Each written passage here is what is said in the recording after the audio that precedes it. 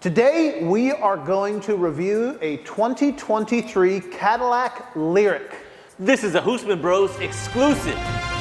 Before we go too much further, please subscribe for more exclusive content like this. Are you a Cadillac man? No, but I am willing to learn. Excellent. Let's learn.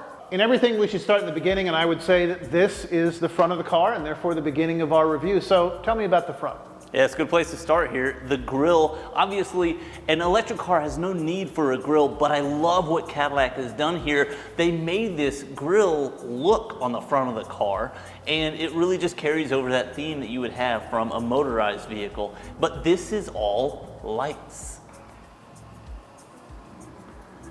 So you can see as it starts to light up, it started with the Cadillac logo here, the Cadillac logo on the dash, and then it moves along here, lights up each one of these lights as it just stacks all of them. I think it was a really cool effect and a really good touch. I think the grille kind of makes up part of the face of the car. It's the mouth, the headlights are the eyes, and I just think that's what makes part of the personality of a vehicle. You know, Cadillac in the 50s was really known for its flamboyant fins, the big fins on the cars, the chrome and all that sort of thing. And I would say that lights are the fins of this new century and this new era of electric cars. And I really think that they did a great job with that. It's fantastic. Now, this is a completely clean sheet design for Cadillac. This started with nothing from any other car, so they were able to do a lot of things that they hadn't done before. This is built on the Ultium platform. It's the same platform that the GMC EV Hummer is built on. They can lengthen it, they can shorten it as they need to, but it's the basic roller skate that all these EV cars are going to be built on. And I think Cadillac did a really great job with this. Now, since it's an electric car, you have to have a place to charge it, and this is one of the complaints about this car, is the way this door opens. This car, when we get inside, you're going to be blown away at how luxurious this car is. So this is the one part of this car that really doesn't scream luxury, is the way this door opens. That herky-jerkiness is not what I would expect from a car like this. Now, we'll get to what this costs and what luxury really means in a bit, but it does close very well. Now, while I'm up front here, I want to talk about the wheel and the tire. So EV wheels need a lot of air management to be able to be as efficient as they possibly can. This is the only option in the car. They're 22-inch wheels as opposed to the stock 20s. These tires are interesting because they are self-sealing tires. What I think is going on inside here is that they have a bag of Fix-A-Flat, and when you puncture it, it'll repair itself, and that's fantastic. I, for one, welcome our new self-healing tire overlords. Aaron, do you have a knife so we can test this thing out? I don't want to pull out my knife and get any arguments from the Aussies that watch our channel about what a knife is, so I didn't bring it today. Okay. But I do want to continue on talking about this and show a little bit of the inside, but before we do that, I've got to ask you a question. Yeah. Is this a car or is it an SUV? Well, there's some debate about that. So Cadillac says this is an SUV. The EPA said it's a car. I think the EPA has the final word. They may still be going back and forth on it, but the reason the classification is important is because of the tax credit. This is too expensive to be a car and get a tax credit. It is not expensive enough to be an SUV and get a tax credit. And so it's up for debate. Right now, I think the word is that this is a car. Now, do Cadillac buyers need a tax credit? You know, I hate taxes. Everyone hates Who taxes. doesn't? Right, why not get a credit if you can get one? It is income driven, so who qualifies? I don't know. Talk to your tax man, not to the Husman Bros. Yeah. We're insurance men. At least it's not insurance, right? Right. So let's check out the inside of this car. All right, with electric cars, they're pushing the limits of the traditional way that you build a car, including even the door handles. So as you've probably seen with Teslas before, they don't have door handles. It's more of a button, and this one is just the same. So this one has the button that opens it, and then you grab this handle up here so you can open the door all the way. This handle is one of the big gripes of the owners of this car. They just don't understand why we have to have this wing. It really takes away from the flow and the lines of the car. So we've seen the 2024 catalog, the wing is no longer there. Not sure if there's a big difference in how the door opens, but at least we know that wing is not there. You can see On the back door, there is no wing, so you push the button and then you just grab the side of the door here and open it up. So we'll go back to the front door and get inside. And as you can see, as I push the button, there's a motor that pushes the door open. So really the wing is not necessary. All right, jumping inside the car now, the thing that immediately strikes me is the luxury. This thing is just oozing luxury. This is a $62,000 car, but it doesn't feel like that. It feels like a $100,000 car. And really, I would expect nothing less from Cadillac. But the thing that immediately draws my attention is the diamond cut engraving on all of these metal features around the cup holder, this dial, this knob, this little knob right here, even the switches on the dashboard. Really, really cool look. I don't think I've seen that in another vehicle ever. But Cadillac pulled out all the stops. This is GM's halo car. They're branching into the electric vehicles and they're diving in head first. There were no constraints in this car from transmission humps, engine barriers, or anything like that. So it's got a huge amount of space here. It just makes the car feel so much more open. You can pile all your garbage in here. Your wife, I'm sure she'll pile it up with, all sorts of cups and, notepads and pens and things like that. So, but the diamond engraving carries through to this speaker grill here, and you can see all of the diamond cuts that are in here. Aluminum grill here, that's just high quality. You got brushed aluminum here on the door handle to open the door. And this seat, it's a brand new car, so you kind of expect the seats to be nice and very comfortable, but this is a nice seat. It is leather, maybe synthetic leather, I don't know, but it feels awesome. And what's even better about it? That's my massager for the seat. This seat is so comfortable, I think I might watch the game from in here. High quality. When is the last time you saw a car that had speakers in the headrest? You're not gonna have engine noise to have to overcome to be able to hear your stereo. And I am a guy who does like some engine noise, but I also like to hear my music as well. So you're gonna be able to rock out in this car and hear your music, not only because of the speakers in the proximity to the front and how they are really facing you and you've got a lot of speakers going, but this car has active noise canceling. Just like that great set of Beats headphones or AirPods that you've got that does active noise canceling, this does the same thing. You can really be in a cocoon driving this vehicle. It's gonna sound great. All right, so that is the driver's cockpit. So you know a little bit more about that. Well, let's talk about the back seat of the car. And as you see, Justin's already sitting in here. Now, Justin, how's the legroom back there? The legroom back here is fantastic. I'm 6 feet tall. That seat is pretty far back. And as you see, I got plenty of room to move. I think Vivek should probably Uber. The seating is just as luxurious as are everything else that's going on in here. What really strikes me about this car and the finish out are these different textures. We've got smooth and rough in different ways. We've got polish. It's just incredible, like a fine watch. Now, the part that's the best about this passenger experience in this car is this roof. Now, this whole roof is glass and it's got this shade. And I love open air motoring. I really wouldn't particularly want an SUV, but I think I could compromise for this amazing huge roof. Now, this does open all the way, or you can open it different lengths depending on what you'd like to get exposed to, but just amazing, really a neat motoring experience. I feel like I'm in an old-fashioned train. Now, let's talk about the UV part of this car. Now, you keep saying SUV, but this is not an SUV. This is a car. So let me show you how the trunk works on this car. Really cool. You hit the bottom of the Cadillac logo, lights up, and the trunk lid opens. It's pretty fancy. Yeah. Now, I know what you may be saying to yourself. This trunk looks an awful lot like the back of an SUV. And maybe I wouldn't dispute you on that, but the EPA says this is a car, so we're going to keep calling it a car. You've got your storage container under here where you can store your charging cable. Remember, no spare. So you've got your storage container down here, including charging cable with true Cadillac style, the embossed Cadillac logo on it.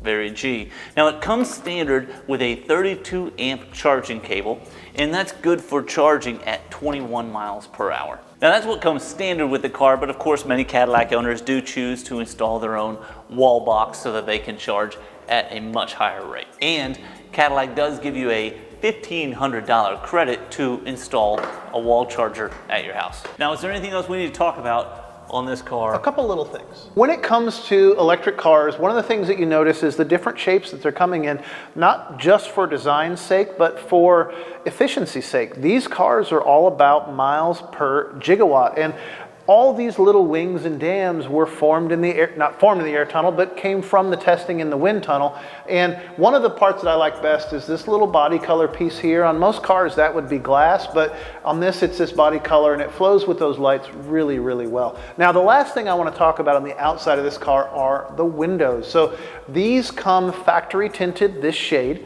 The windows though, Aaron talked about the isolation from the noise in this car. Part of the reason for that is because these are acoustically insulated windows. If you look down at them, they've got kind of a layer in between them to isolate you even more with the sound. Are you done talking yet? Yeah, I read a bunch of articles about this thing in preparation for today. All right, well, I drove over here in preparation for today because my favorite part of the review is coming. Let's get on the road. Let's do it. All right, so we are inside the car now, and this is the owner. Meet Vivek, and he's going to show us how this car performs. All right. We ready to just go out on a drive? Let's get going. All right. Fire it up. Electric cars are weird for me because you can't tell if they're on or not, but it's on. All right. I like wireless Android Auto. I know a lot of cars have that now, but that's been pretty cool. And you hear it making that kind of sound outside. You hear it outside a little bit more, but I guess they're not allowed to have the cars be completely silent. And so they chose this like sun, moon, NASA sound. And so it's different than just a standard beeping. Now this is interesting. Your rear view mirror is actually just an LED display. Yeah. So it's actually showing the image from the backup camera. Yeah, it's actually a camera, and then like, check this out. You can actually like zoom in and like zoom out and stuff. So I haven't figured out exactly where I want that to be. Yeah. But yeah. That takes some getting used to. When I first got in it, I was like, okay, can I just have my mirror back? And you can just do this, okay. and then now I've got a mirror, okay. Right? But it's got that, and so, but my salesman told me, he goes, just try it for a week. He goes, you will never switch back, and turns out he's right. Now, one thing I love about this, in a Tesla, you've got this giant infotainment center. It looks like a big iPad in the middle of it. Here, you've got a nice display, but it does not have this big distracting screen right in the middle of the car. Yeah, actually, that's one of the things I like about this is it doesn't feel like I'm having to drive an appliance. It just feels like I got a car. And so that was a big deal to me. It feeling like a regular car was important to me. And so check this out. I have buttons for my air conditioning. I'm too hot, I'm too cold. Yeah, there. And I want to turn on my heated seats, then I can just do that right here. And then, it's pretty neat. And I like this. The massaging seats is just a button here. I mean, there's not a whole lot of cars that have a ton of massaging seats, but I don't know how I really feel about the massaging seats. It feels like it's a little bit easier to fall asleep. Yeah, and you know what? So I've had multiple cars with massaging seats, and it's different than, say, like the massaging seats in an S-Class. It is not exactly the same. So it's like kind of a milder version, but I like it. And so it's perfect. Heated massage seats, and then you have the heated steering wheel right here on the steering wheel. I have another car where you actually have to go through all these menus, and that's just super annoying to me.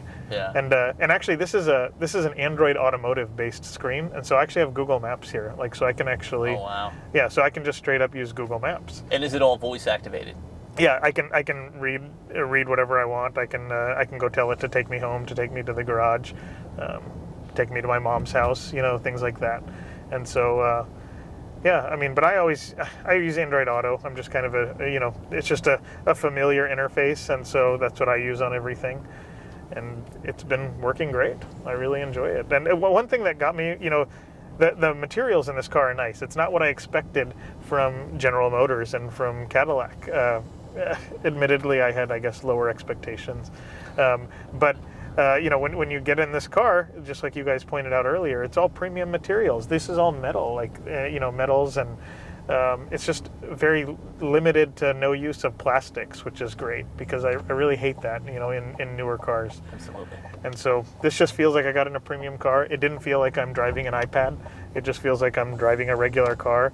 No, I can't play video games on it, but just as you pointed on the outside, it looks like a regular car. My daughter and I always talk because both of us hate the way Teslas look. It feels like it needs a grill. It looks like a frog that's not all the way there. I don't know. It's just I'm not a Tesla person. Yeah. And so I wasn't actually excited to get an electric car.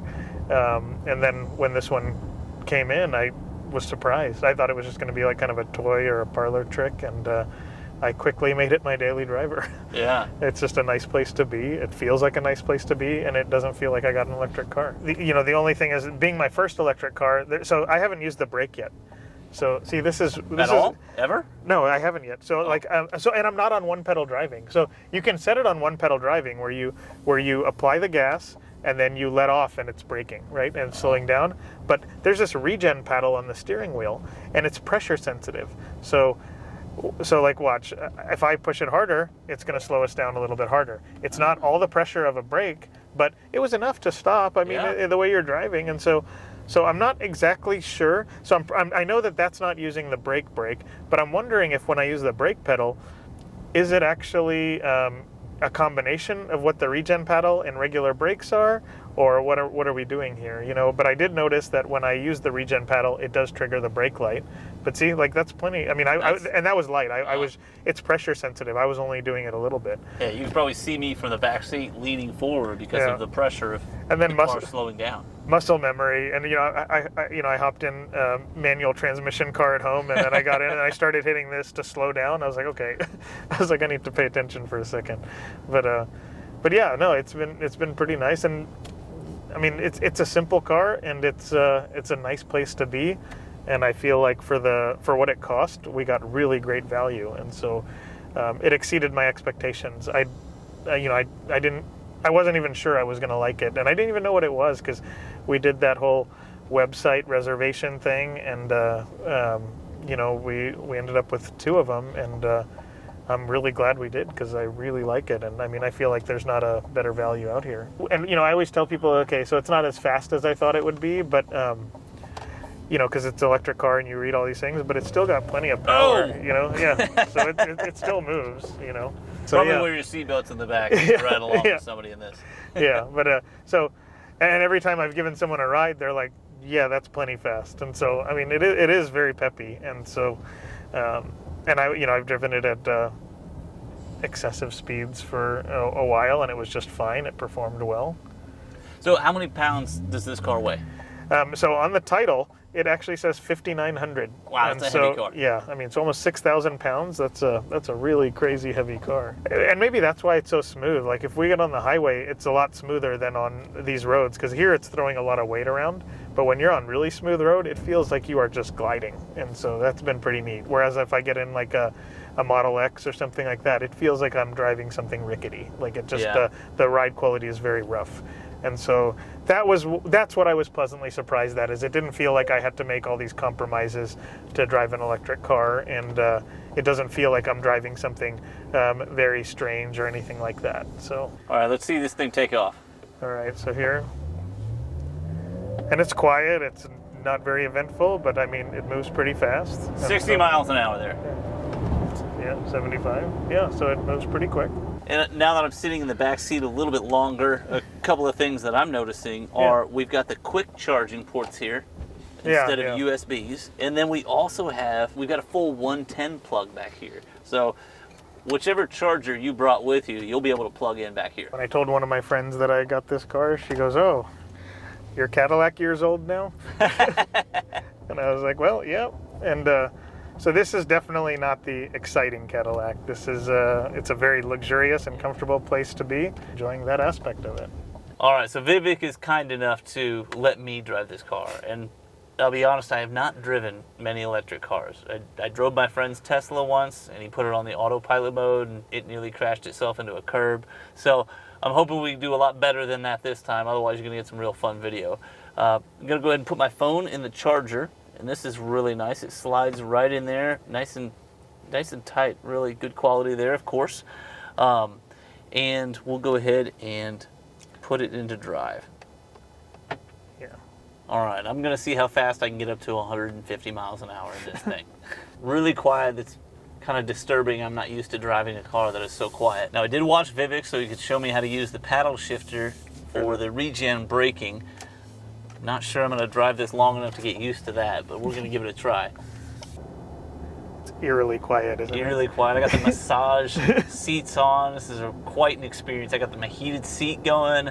I got the massage going. I may not actually ever stop driving this car. We'll see how long the battery runs. You know, it may not actually stop. It's just too comfortable. And so that paddle on the left of the steering wheel, that's the regen paddle. Okay. And so if you try it now before you actually have to brake. And so you see, Okay. and it's pressure sensitive. So if you press it hard, it'll brake harder. Yeah. And obviously the foot brake will brake a lot harder and be braking as you need it to. Yeah. But I'm still figuring out how that whole system works. Like you said, I haven't spent a lot of time in electric cars, really. This is it. I didn't want to like electric cars, and I really like this one. And so I probably used the brake pedal only 2-3 times the whole time I've had this car in almost 1,000 miles. And so that'll save you brake pad wear then. I'm not exactly sure, but yeah, I believe Okay. that'll save brake wear. But I'm wondering if the brake pedal actually uses that system first and then it's brakes. So I still have some learning to do there. Yeah, with the panoramic roof, it feels very open in here. I like a convertible. I like a car with a sunroof to be able to see the sky.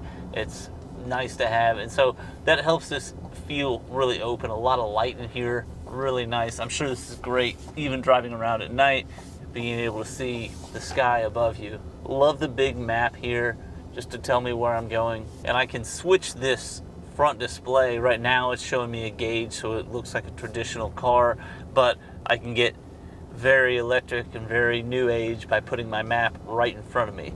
And that doesn't eliminate the speedometer. You still have your speedometer right in front of you as well at the bottom of your map. But at least if I don't want to have to look over to the side, don't want to continue looking straight forward, I've got that available to me. And when you set a destination, it'll actually show the overall route on the right side and read your turn by turn over the steering wheel, which is actually kind of nice.